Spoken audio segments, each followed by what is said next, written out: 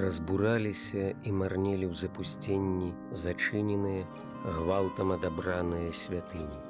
Часам здавалася, адыдзе ў іншы свет старэйшае пакаленне, што захавала веру, нягледзячы на ўсе беды 20-го стагоддзя, і хрысціянства знікне на Беларусі. І толькі рэдкія уцалелыя цэрквы ды касцёлы, помнікі архітэктуры будуць нагадваць нашчадкам пра веру дзядоў і прадзедаў.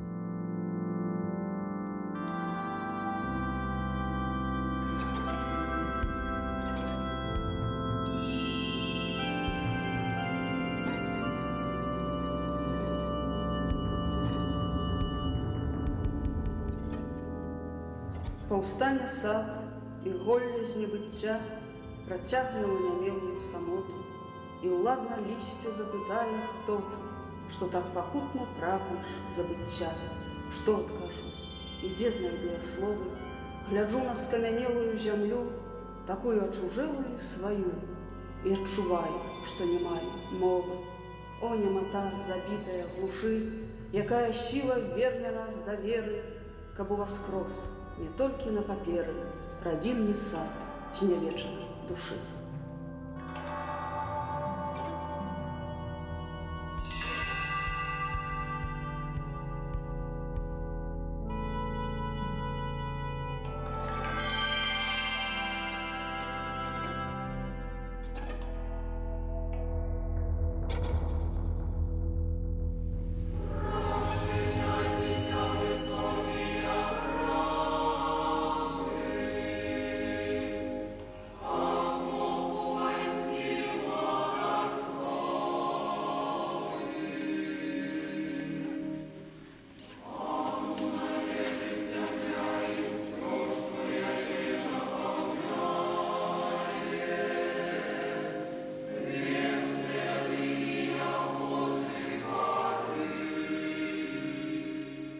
Сапраўды, мінулага не вярнуць, але справядлівасць аднавіць усё ж магчыма.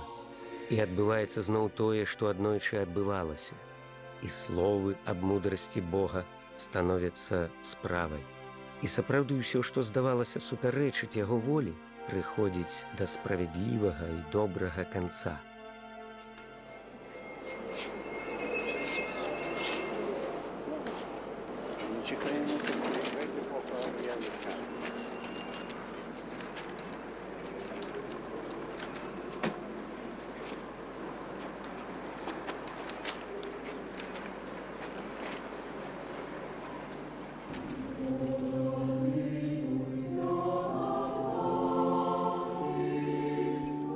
Трыумф узмацнелай надзеі перапаўняе сэрцы і простых парафіянаў, і высокіх іерархаў з многіх краінаў свету, і святароў з усёй Беларусі. Уваскрослая святыня прымае люд Божы у сваіх адроджаных сценах. Гэта гістарычны дзень, яшчэ адзін у жыцці касцёла.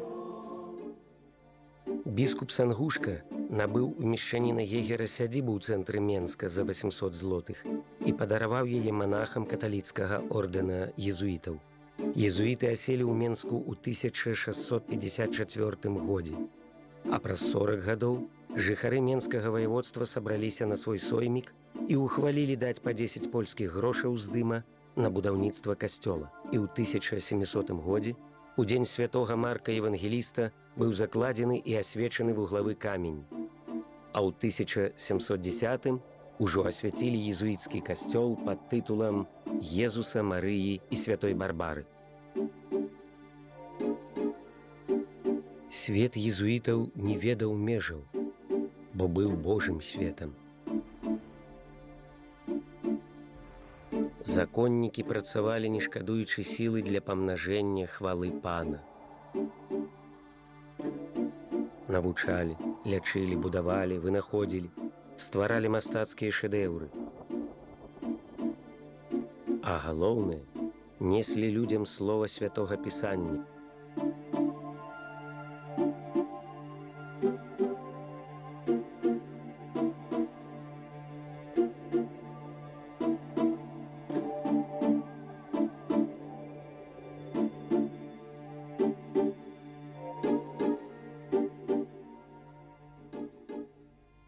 Людзі шукаюць сэнсу скарацечнага свайго жыцця, дзеляць уладу і ўладанні, разбураюць, а потым будуюць. А касцёл цягне ў неба скрозь стагоддзі свае вежы, увенчаныя непераможнымі крыжамі, і пакутуе ад людскога бязладдзя і злачынстваў.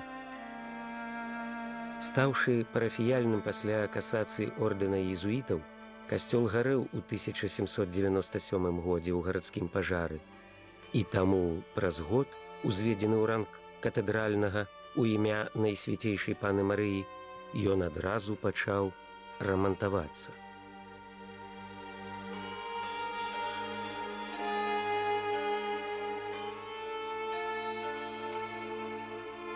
Першы біскуп новазаснаванай менскай дыяцэзіі Якуб Дадэрка не шкадаваў намаганняў і грошай і аздобіў касцёл адпаведна рангу, замаляваўшы пры гэтым фрэскі езуітаў роспісю мэтра Анташэўскага, вядомага сваімі працамі ў каталіцкіх святынях.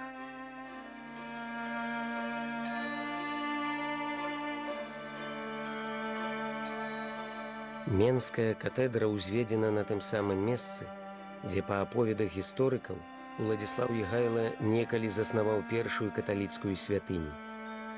Каля падножжа касцёла на плошчы, якую ў розныя часы называлі па-рознаму, верхні рынак, верхні горад, саборная плошча, жыццё ішло і ідзе сваім парадкам. Плошча збірала людзей гандляваць, святкаваць, мітынгаваць, дэманстраваць салідарнасць і вайсковую моц. Касцёл быў усяму гэтаму сведкам, не безудзельным. У яго гісторыю ўпісаны імёны многіх святароў. Сярод тых, ад каго застаўся толькі запіс у архіўных дакументах, ёсць тыя, хто жыве і будзе жыць вечна ў памяці людзей. Слуга Божы Зыгмунд Лазінскі у першую чаргу. З 1905 до 1906 пробашч касцёла. У 1917 пасля аднаўлення менскай дыяцэзіі ён стаў яе біскупам. Сёння пра яго людзі гавораць не інакш, як пра святога, і моляць Найсвяцейшую Панну Марыю.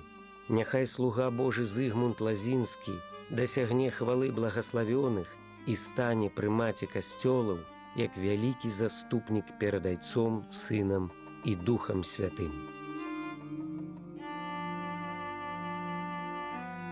Стагоддзямі вернікі любоўна аздаблялі храм. Куды зніклі скульптуры апосталаў, срэбраныя начынні, раскошныя панікадзілы, стары жывапіс, дзе ўбранне алтароў, у якім і грош беднай удавы, і залаты дзелавога чалавека, і ўклад магната. Хто скарыстаўся ахвярай, здабыткам і суцяшэннем душы гэтых дабрапрыстойных людзей?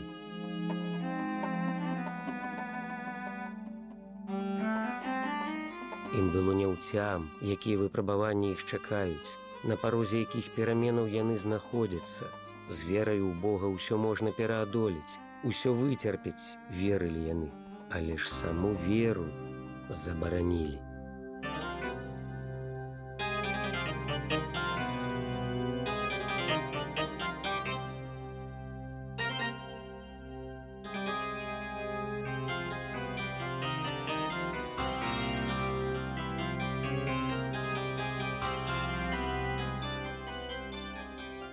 І ось настав день. 21 кастрычніка 1997 года дзень урачыстай рэкансекрацыі мінскай катедры уже адбудаванай і адноўленай. О Божа, які ж ты добры! Узнаўленне мінскай катедры – гэта справа не наша, людзей слабых і бедных, але справа твоя, Божа усемагутны і міласердны. Ты благословил нас, допомагав нам, давав нам силы и витримку. О, слуга Божий, біскупі Зигмунте Лазінський, ти завсёди був і застаєшся добрим нашим приятелем, як і обіцяв у своїм тестаменті. Твое дійсне заступництво пастаянна адчуваліся пры адбудове катэдры, у якой ты быў душпастырем 3 гады у вельмі цяжкія часы. І тыя часы насталі. Бальшавікі не прыслухоўваліся да папярэджанняў сваіх тэарэтыкаў, што, маўляў, спробы забараніць рэлігію прывядуць да яе ўмацавання і ўвянчаюць служыцеляў культу арэолам пакутніцтва. Аб якіх арэолах размова? Не будзе ні служыцеляў, ні веры, ні вернікаў, ні арэолаў. Так нахабна разважалі стваральнікі новага свету. І каб напэўна ды хутчэй, пачалі з іерархаў ды святароў. Няма святара, няма касцёла, так меркавалі яны. Зыгмунта Лазінскага ўзялі ў 1920-м. Кінулі біскупа ў сутарэнні Нкус. Здароўе адабралі, але хіба ёсць сіла, здольная адабраць веру ў сапраўднага верніка? Прасцей пазбавіць жыцця. І пазбавілі б, без сумневу, асцерагліся грамадскай думкі, галоўным чынам замежнай. Былі яшчэ Бутыркі, потым апынуўся ў Польшчы, потым стаў біскупам новай пінскай дыяцэзіі. Але гэта ўжо асобны аповед. А з ксяндзом Адамам Пучкар-Хмялеўскім абышліся, як звычайна абыходзіліся. Бо ён быў усяго толькі любімы і паважаны сваімі парафіянамі святар. Ён быў пробашчам касцёла ў страшныя 30-е. Адцягнуць увагу чалавека ад жыцця душы, кінуць у бязвер'е, загнаць у статак, у строй, у лагеры, піянерскія, канцэнтрацыйныя, зрабіць марыянеткай уладаў, робатам. Каб, паміраючы з голаду, ён сыты быў відовішчам усеагульнага дастатку, працвітання, весялосці, каб не заўважаў раптоўнага знікнення суседзяў і не здзіўляўся, што сумленны чалавек і учора яшчэ сябра сёння стаў ужо ворагам. Змрок і хлусня двайнога жыцця прыгняталі душы тых, што ўмелі думаць. Хрысціянін здольны адчуваць вастрэй, і таму няпраўду камуністычнай маралі ён разумеў раней за іншых, ашуканых абяцаннямі светлай будучыні. Нямая малітва была нормаю жыцця верніка, таму так нязвыкла, так жахліва казаць услых і паказаць твар, апавядаючы усяго толькі аб уласным жыцці. Боюсь, конечно. Конечно, боюсь. Не за себя, мне уже все равно. Ну, еще год-два, вы сами прекрасно понимаете. Но ведь дети-то... Все дело в том, что вот ксензы наши, вот и особенно и Хмелевский, и остальные, они всегда все время предупреждали, чтобы, Боже упаси, каких-нибудь эксцессов не было. Чтобы никакого повода не было, что все это от Бога. Это Бог наказывает, видимо. И поэтому надо это все переносить и только молиться и просить Бога, чтобы дал терпение и перенести все это. А тем, кто делает беззаконие, чтобы им дал просветление ума, что ли, вы понимаете. Хмелевский – это был настоящий отец для своих парафиян. Почему помню? Потому что, когда умер отец в 29 году, в Кальварии обычно устанавливали гроб с покойником, он там ночевал. И, значит, семья наша была очень бедная. И, несмотря на это, Адам Хмелевский, вечная ему память, отпевал его. Он не знал и не предполагал, заплатит им или там положит что-то, отпевал его. И, значит, провел до могилы. И все. И когда мама хотела ему что-то заплатить, она с трою матери осталась сирот. Он сказал: женщина, посмотри на босые ноги своих детей, и ты мне собираешься что-то платить. Купи им что-то одеть на ноги. Вы понимаете, вот это говорит о чем, что какой это был священник. Дзіўна было б, калі б такі чалавек не апынуўся на гэтай лаве. Добры чалавек, ды да таго ж ксёндз. Пучкара Хмялеўскага ў 1934 арыштавалі, саслалі ў Сібір, а катедру зачынілі. Правакацыі, шантаж, спробы схіліць да сакрэтнага супрацоўніцтва, хлуслівыя абвінавачванні — усё ішло ў ход, але бачна не спрацавала. І ў 37-м ён вярнуўся ў Менск, але ненадоўга. Праз год ксяндза Адама зноў арыштавалі і расстралялі.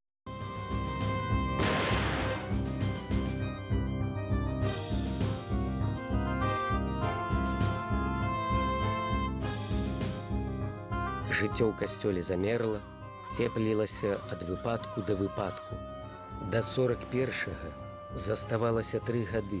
І яшчэ многіх, хто маліў бы Бога ў дзень і ўначы аб шчасці для сваёй айчыны, ці аддаў бы жыццё ў барацьбе з фашызмам, многіх паспелі загубіць у лагерах і засценках НКУС.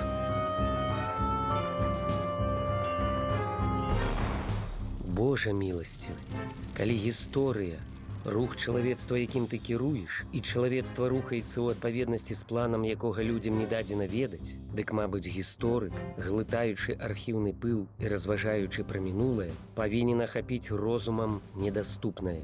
Наканаванне тваё. Гулаг, Асвенцым, Хірасіма, Чарнобыль, галеча ў багатай краіне, першабытная лютасць у людзях. Ці не цуд, што ў дашчэнту разбураным бамбардыроўкамі горадзе уцалелі, узносячы над руінамі свае вежы, твае святыні.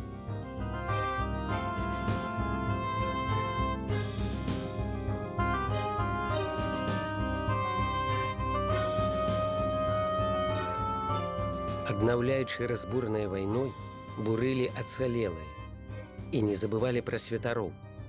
У кастрычніку 44-га, у вызвалены ад немцаў Менск, прыехаў з Вільні ксёндз Антоній Барысовіч, але затрымаўся ён у катедры толькі 3 месяцы. 24 снежня кадэбісты арыштавалі святара. Усяго 1 год пасля ягонага арышту папрацаваў у Менску ксёндз Віктар Шутовіч. У студзені 45-га ён таксама стаў ахвяраю пераследу. Пра значэнне культурна-гістарычнай каштоўнасці, якую з'яўляўся былы кляштар езуітаў і касцёл, і думаць забылі. Былыя культавыя будынкі разглядаліся толькі як матэрыяльныя аб'екты — кубатура, цэгла. Пасля некалькіх спробаў прыстасаваць касцёл пад тэатр мускамедыі і гэтак далей, у 1948 годзе катэдру перадаюць спартыўнаму таварыству «Спартак». Абезгалоўленая, залепленая мурам фальшывага фасаду катедра. Цяжка здагадацца, што гэта той самы езуіцкі касцёл 18 стагоддзя. Хлусня наслойвалася на хлусню.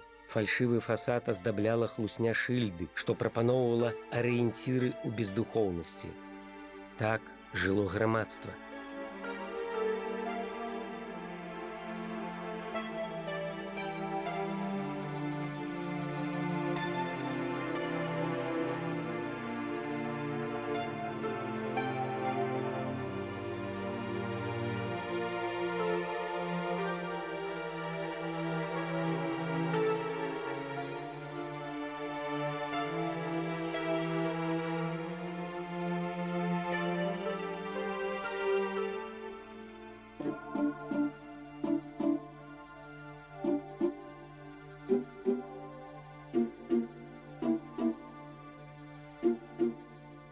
Ксёндз Альберт Масальскі у дзяцінстве служыў міністрантам у катедры.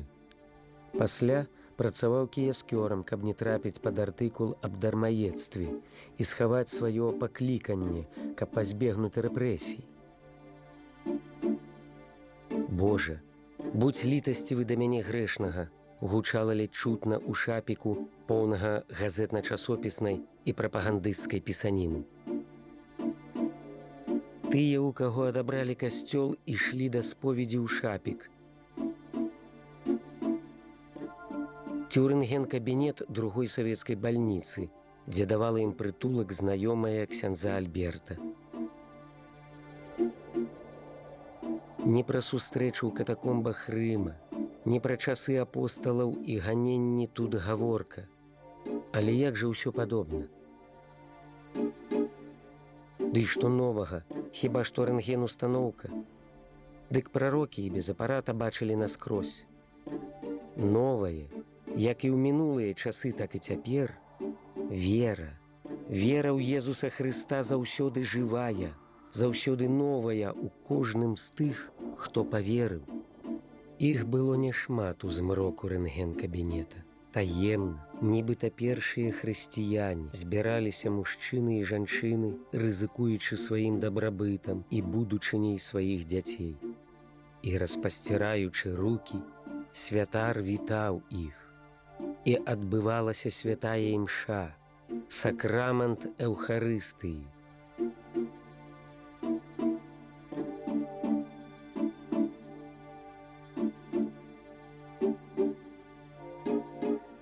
І можна было жыць далей, зносячы прыніжэнні, гвалт і несправядлівасць, спадзяючыся і верачы. Бог милосердный. И так задуматься, кто вам давал эту Божию правду? Это были каплане, Божие каплане. Это были люди, посланные небом для нашей Беларуси, для нашего того упадка, нашего атеизма, который нас вели. Но слава Богу, что нашлись они, и что Бог никогда не опустит своего чада, который Он создал.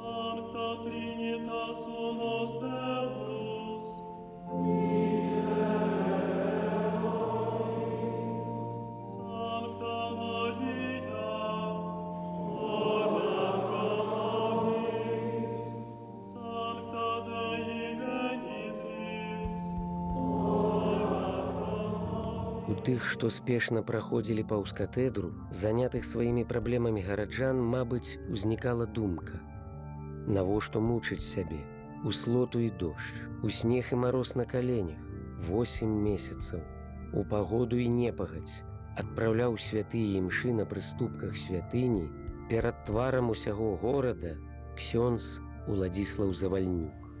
Ніхто нас тут не чакаў. Гэта вельмі болюча, што нават і людзі адукацыі не маглі распазнаць, адрозніваць, што дом Божий павінен быць домам Божым, а дом спорта спортам. І дзякуючы ўсё жа гэтым вернікам Мінска і раёнаў, якія прыязджалі на набажэнствы, распачалі набажэнствы тут, перад храмам, дзе внутры моладзь, мы нічога не маем супраць, трэніравала свае мускулы, дзе в алтарнай частцы быў вялікі надпіс «Морс туа, віта меа» – «Смерць твая, жыццё маё». Пэвна, перамагаць праціўніка, тады ты застаешся жывым. Але Хрыста Езуса прызыў, што я паклаў сваё жыццё, каб вы жылі. І вялікія былі супрацьстаянні, вялікія труднасці, але гэта ўсё перамагала вера і трыванне. Тут часта насуваецца такая думка: чаму трэба было так стаяць на вуліцы перад храмам? І адказ такі: гэта сведчанне для ўсяго горада, для ўсіх людзей, якія тут праходзілі, праязджалі, і госці, і свае людзі, каб убачылі, што вера жыве, што сапраўды праз гэтыя ахвяраванні, ахвярнасці мы патрабуем адраджэння. І гэтае адраджэнне ішло не з вышыняў, а ад народа.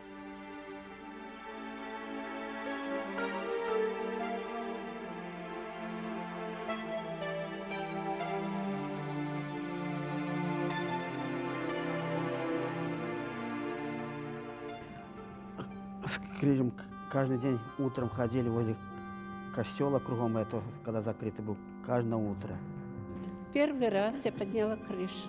Он такой тяжелый, он же оковка железная. И думаю, 3 раза обойти надо круг костела, я не смогу. А потом на завтра мне легко крышу носила, и ничего, нормально. Потом, значит, я не взяла рукавички с собой. И думаю, как же еще не буду крышу нести, холодный. И на меня солнце около стадиона як засветило, и у меня слезы лились. Мне так тепло, и крышу взяла без рукавиц, проносила. Когда мы ходили по всем инстанциям, и в ЦК, и в министерство, и в горисполком, то нам отвечали только: даже мысль такую выбросьте из головы, что вам отдадут этот костел, что вам не отдадут этот костел. И вот был такой момент критический, когда вот решалось все. И мы вышли на площадь Незалежности с крыжами, с верниками. Ну, в основном это были люди пожилые, наши бабушки. И к нам выскочил кто-то из Дома правительства, мол, расходитесь, уходите еще на наш стекать. Было трудно, это, знаете, какие были времена.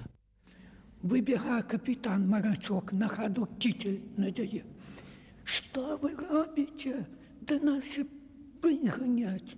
А я кажу, дайте нам нашу святыню, и мы к вам не пойдем, даже повестки пришли. Не пойдем, мы пойдем туда молиться. И он хотел говорить, вот сейчас были сержант. Я говорю, да что ты, сержантом? Я говорю, с крестом, а мне не меньше полковника треба. Вот так мы делали. Именно так.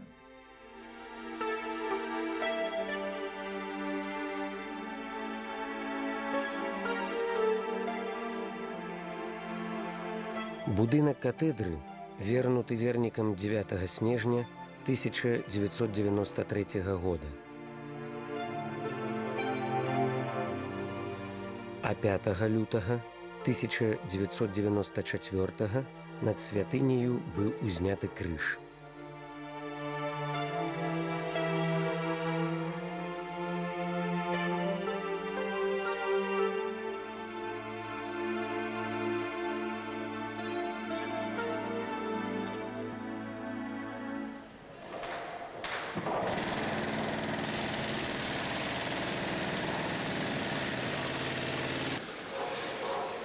Адбудоўвалася не толькі катэдра, адраджалася катэдральная парафія, тая жывая хрысціянская супольнасць, якая магла шчыра маліцца і, не шкадуючы сілы, працаваць. Ксёндз Ян Шуткевіч першы за ўсе пасляваенныя гады дэкан и пробашч катедры. Да, это была необычная стройка. Без энтузиазма, без физического труда женщин, которые таскали ведра с бетоном, с камнями, этого бы в такой короткий срок сделать невозможно было. Вот честь и хвала именно этим верующим. Они хотели духовности, такой христианской духовности. Они долго ждали? Они очень долго ждали этой духовности, да. И вряд ли где-то еще здесь у нас в Европе есть такой самоотверженный народ к храму, к Богу, через храм, через священнослужителей, как в Беларуси. Кардынал Казімір Свёнтак бадай лепш за многіх ведае, як нелёгка каціць тачку з цэментам, якія нясцерпныя бываюць прыніжэнні і холад. Яму, святару, які не здрадзіў свайму пакліканню і за калючым дротам лагераў гулага, многае вядома пра цярпенні. І як ніхто іншы, ён, мабыць, ведае, што не гэта было самым цяжкім у справе адраджэння святыні. Жадаючы аднавіць касцёл, ён звярнуўся да кангрэгацыі, да кардыналаў па дапамогу і парады. І было сказано яму: «Мы маем уяўленне пра вашы матэрыяльныя магчымасці і лічым, што ў вашым становішчы Дастаткова ўсталяваць крыж на вернутым будынку, абсталяваць алтар унутры і здаволіцца гэтым пакуль. Ён не згадзіўся з такімі парадамі, а звярнуўся да папы Яна Паўла II. Надо восстановить так, как он был. Чтобы в столице Беларуси, в Минске, восстановлен был костел кафедральный, который станет и будет символом, я бы сказал, таким знаком конкретным христианской, католической веры на Беларуси. И центром жизни религиозной и культуры христианской на Беларуси. И здесь я получил полную поддержку Папы Римского. И если бы мы делали только своими силами, то, пожалуй, еще сегодня работы не были бы кончены. И именно сыграла очень важную роль вот такая солидарность костельная. Действительно, Запад помог нам. Запад я имею в виду организации католические, такое как Реновабис, как Кирха и Нот, как офис епископов Соединенных Штатов, отдел епархии и, может, специально хочу подчеркнуть, конференция епископату Италии, которая даже установила фонд помощи для костела на Беларуси, исключительно для Беларуси. И этот фонд пошел именно на восстановление кафедрального костела. Кардынал Свёнтак сабраў вучоных-даследчыкаў, будаўнікоў, архітэктараў, рэстаўратараў. І людзі розных краін і моваў знайшлі агульную мову. Іх аб'яднала справа і энергія галавы каталіцкага касцёла на Беларусі. Мінская катэдра – гэта прафесійны здабытак не толькі палякаў. Гэта вялікая агульная справа як польскіх рэстаўратараў, так і рэстаўратараў беларускіх. Лёс катэдры, лёс касцёла вельмі падобны да лёсу чалавека. І як чалавек адраджаецца ў веры, у сваёй духовасці, так адраджаецца і гэты храм, які вытрымаў практычна ўсё. Вытрымаў дзеля таго, каб у 1997 годзе зноў паўстаць ва ўсёй сваёй прыгажосці. Бо ён быў забудаваны, акружаны сацыялістычнай прасторай таўшчынёй у 12 метраў. Ён быў выкраслены з панарамы Мінска, нягледзячы на тое, што Мінск і так мае няшмат гістарычных аб'ектаў.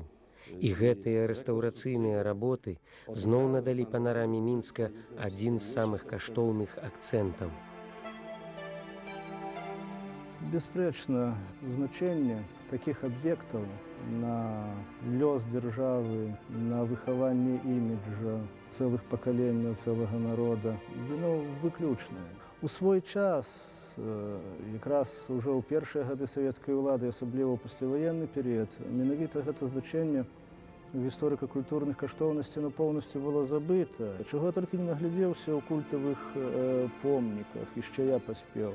І цір у апсіднай частцы пад галоўным нефам, як у Барысаве, калі не памыляюся.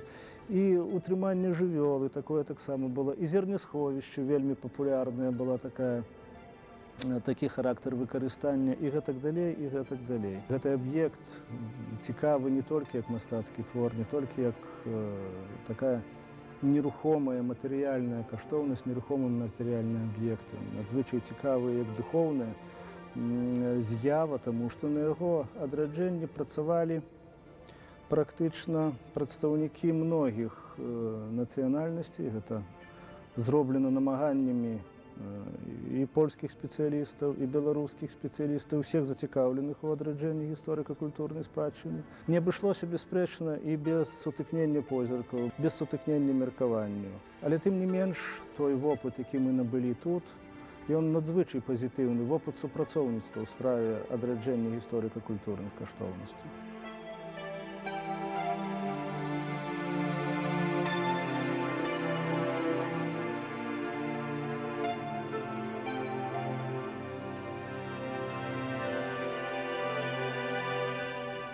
Гэта як ачыстка зерня ад мякін, раскрыццё помніка.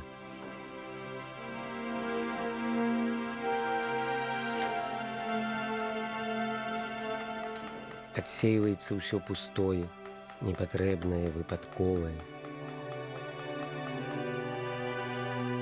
Адыходзіць шалупінне напластаванню. Адкрываецца гармонія першапачатковай задумы, сапраўднае аблічча помніка, гісторыя яго жыцця ў стагоддзях. Адраджаюцца старыя сцены і аднаўляецца памяць. Наладжваецца сувязь часоў, сувязь пакаленняў.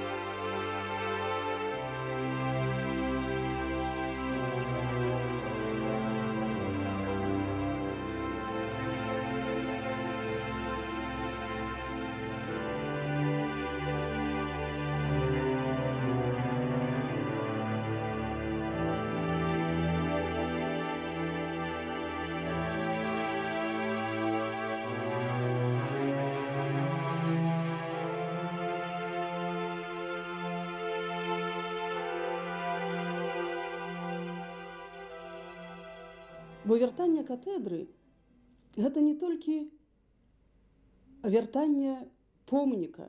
Так, канешне, вяртанне гістарычнага помніка і вяртанне разам з тым гістарычнай памяці народа. Вяртанне да гэтай памяці. Бо разам з гэтым помнікам вярнулася памяць пра тых, хто яго будаваў, пра нашых продкаў, пра талент нашых дойлідаў, мастакоў, якія працавалі на гэтай зямлі, якія тварылі на гэтай зямлі. Але вяртанне катедры – гэта і вяртанне веры, які у любога касцёла, як у любой святыні, у нашай катедры вялікая будучыня менавіта у сувязі з тым, што сюды прыходзіць моладзь. Амаладжаецца склад вернікаў і прыходзяць маладыя святары. Не трэба ў гэтым угледжваць сімвал, бо гэта натуральны працэс амаладжэння веры, працягу веры. У гэтым ёсць перспектыва веры, у гэтым ёсць яе вечнасць, бясконцасць.